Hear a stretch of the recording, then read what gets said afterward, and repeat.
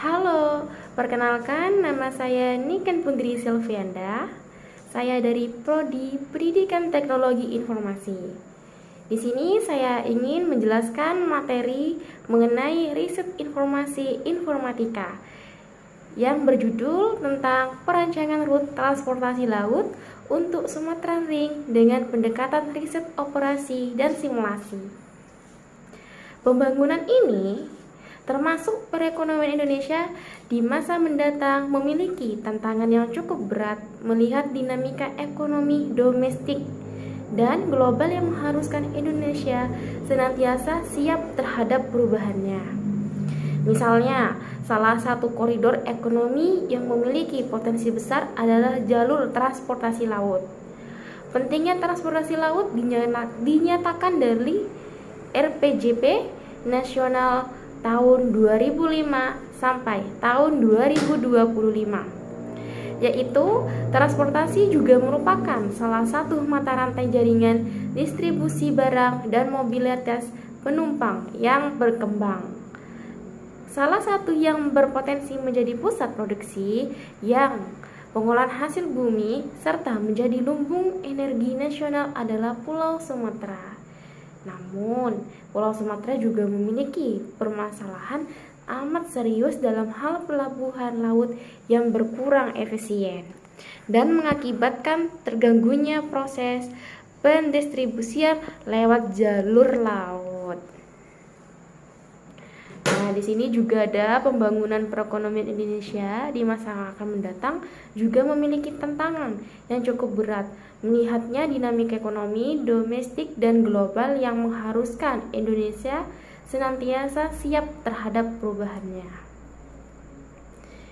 Nah, kondisi logistik Indonesia tersebut juga dapat diperbaiki salah satunya dengan penguatan konektivitas nasional yang merupakan salah satu pilar utama dalam master plan, misalnya dari percepatan, perlambatan, dari perluasan pembangunan ekonomi Indonesia selain pengembangan potensi ekonomi yang melalui pengembangan koridor ekonomi dan penguatan kemampuan SDM dan iptek nasional.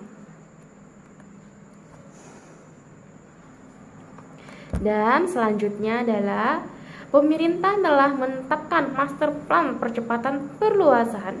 Dalam rencana pembangunan tersebut yang ditetapkan ada 6 koridor ekonomi, yaitu yang pertama adalah Sumatera, yang kedua adalah Jawa, yang ketiga Kalimantan, yang keempat Sulawesi, yang kelima Bali sampai Nusa Tenggara, dan yang keenam pulau hingga Kepulauan Maluku.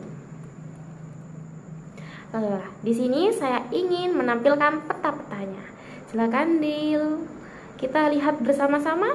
Di sini ada peta Sumatera, Kalimantan, Sulawesi, Papua, Maluku, dari Jawa ke Bali dan Nusa Tenggara. Yang barusan 6 yang saya sebutin.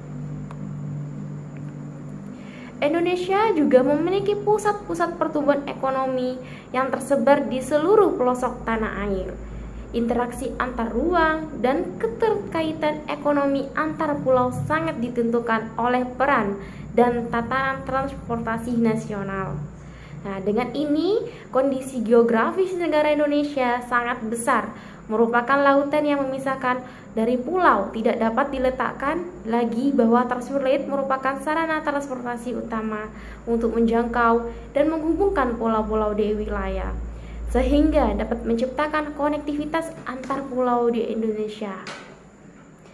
Di sini juga ada peraturannya yang ditetapkan dari nomor 20 tahun 2010. Yang pertama, dijelaskan bahwa angkutan laut dalam negeri meliputi beberapa kegiatan. Yang pertama, trayek angkutan laut dalam negeri dalam pengoperasional kapal pada jaringan proyek. Yang kedua, keaginan kapal angkutan laut dalam negeri. Yang ketiga, kegiatan angkutan laut dalam negeri dilaksanakan dengan trayek tetap dan teratur serta dapat dilengkapi dengan trayek tidak tetap dan tidak teratur. Nah, Di sini juga saya akan menampilkan ada beberapa 5 metodologi sebagai berikut. Yang pertama, ada metodologi penulisan yang merupakan karya ilmiah ini adalah descriptive analysis, yaitu metode yang berisi tentang analisis permasalahan utama pada koridor ekonomi dalam Pulau Sumatera. Yang kedua, teknik pengumpulan data. Teknik pengumpulan data yang digunakan dalam karya ilmiah ini adalah studi kepustakaan dan pengamatan, yaitu dalam mengamati perkembangan dari pelabuhan di Pulau Sumatera hingga waktu ke waktu dan juga mempelajari melalui buku, internet, serta media lainnya yang ada hubungannya dengan karya ilmiah ini. Yang ketiga, analisis data. Analisis data yang digunakan dalam karya ilmiah ini adalah dengan menggunakan model riset operasi dan simulasi serta analisis algoritma dan program linear. Yang keempat juga ada Sumatra Ring. Sumatra Ring ini juga termasuk kombinasi metode operasional REX dan simulation yang dapat digunakan sebagai alternatif perbaikan di Pulau Sumatera. Dan yang terakhir adalah perancangan sistem Sumatra Ring, yaitu untuk mewujudkan hal tersebut, maka penelitian ini mencoba untuk mengembangkan model matematis untuk Sumatra Ring. Nah, di sini juga saya akan menampilkan beberapa rumus dari Sumatra Ring menggunakan beberapa pendekatan riset operasi. Misalnya seperti pemodelan bangkit atau tarikan penggerakan. Yaitu rumusnya adalah Y sama dengan A plus B1X1 ditambah B2X2 ditambah hasil pemodelan bangkitan tarikan pergerakan ditambah BNXN. Yang kedua adalah permodelan persebaran pergerakan. Rumusnya adalah T1D sama dengan AI dikali OI dikali BD dikali DD dikali F buka kurung CID tutup kurung dalam pemodelan persebaran pergerakan. Yang terakhir adalah analisis kinerja pelabuhan. Rumusnya yaitu BT sama dengan BWT ditambah NOT. Di sini yang saya sebutin ada 3 rumus yang dalam perjalanan Sumatra Ring dalam pendekatan riset informasi. TID ini adalah jumlah pergerakan dari zona asal dengan tujuan menuju ke zona. D, AI, dan BD adalah faktor penyeimbang. Dan sedangkan OI adalah jumlah pergerakan yang berasal dari zona asal. IDD adalah jumlah pergerakan yang menuju ke zona tujuan. DF buka kurung CID tutup kurung adalah fungsi hambatan atau ukuran aksesibilitas antara zona I dan zona D. Lanjut, dari hasil dan pembahasan solusi yang didapatkan dari model memiliki beberapa kekurangan dan kelebihan. Aspek-aspek yang menjadi risiko dari penerapan model bagi pelabuhan adalah sebagai berikut. Saya akan menyebutkan 2 model pelabuhan yang akan diterapkan.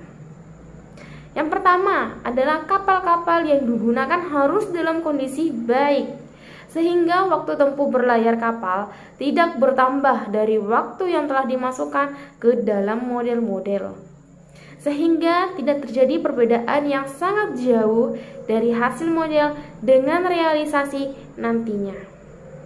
Yang kedua, penelitian ini bersifat studi literatur. Hasil dari penelitian ini ditujukan sebagai saran untuk alternatif perbaikan rute transportasi laut.